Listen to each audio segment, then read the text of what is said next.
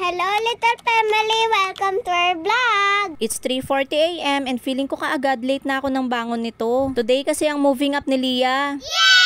So nag-prepare na ako kagad ng breakfast kasi hindi ko sure kung gaano katagal yung program nila. After magluto, naligo na rin ako kaagad. Inuuna ko talaga sarili ko para focus na ako mamaya kay Lia at Daddy. Sakto 5 AM, gigisingin ko na si Lia kasi 6:30 yung call time namin. Committee kasi ako, isa ako sa mga mag-a-assist sa mga bata kaya need talaga maaga kami. Ginising ko na rin agad si Daddy, matagal din kasi mag-prepare to. At para makakain na rin siya ng breakfast. Sinubuan ko na nga rin si Lia kahit kasi maaga ang preparation, kung matagal naman siya, baka malate din kami. Ayan nga, tulala pa sa antok.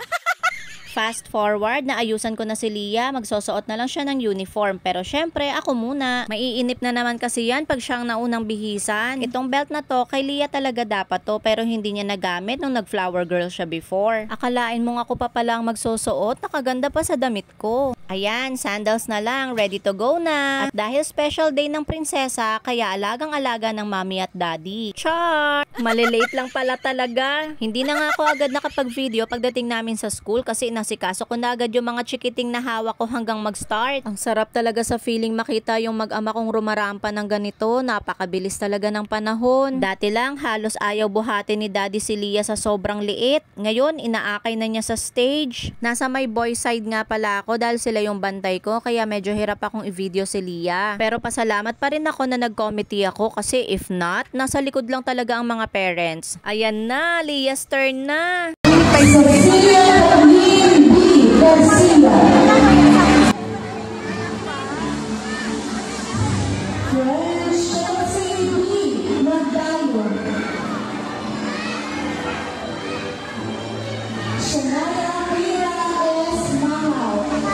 Before mag-end ang program, may performance sa mga bata for their parents. At ito nga ang favorite part ng lahat kasi sobrang gagaling ng mga bata sumayaw. Bigay todo ang lahat, girls, boys, even teachers. Pero bago matapos ang performance, nag-chat sa akin si Daddy dahil magkalayo nga kami. Aww. Ito talaga yung mga heartfelt moments ko to thank God for this family. Pati tuloy ako natitiri ay sa chat ni Daddy. After program, saan pa nga ba ang diretso kundi sa Jollibee! Jollibee! Jollibee! Jollibee! Jollibee!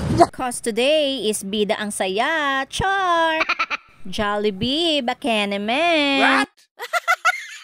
So, dumayo nga kami sa ibang branch dahil jump pack na yung malapit sa amin. Medyo marami ring tao dito pero naka-order naman kami agad. Ang tagal lang ng waiting time kaya naglaro na muna kami. Pero sa totoo lang, ang dami ko ng gutom niyan. Parang nakadalawang pandesal lang kasi ako. Maya-maya, nakuha na ni Daddy ang order and tadan! Sira ang diet! Si Lia din, kahit nag-breakfast na siya ng rice, halatang gutom na gutom din talaga siya. Pinatry nga siya ni Dading i-dip yung french fries sa ice cream for the first time. Tuwang-tuwa ang bata. Grabe yung food ko dito. May palabok at chicken na. May extra rice pa. Diet pa more.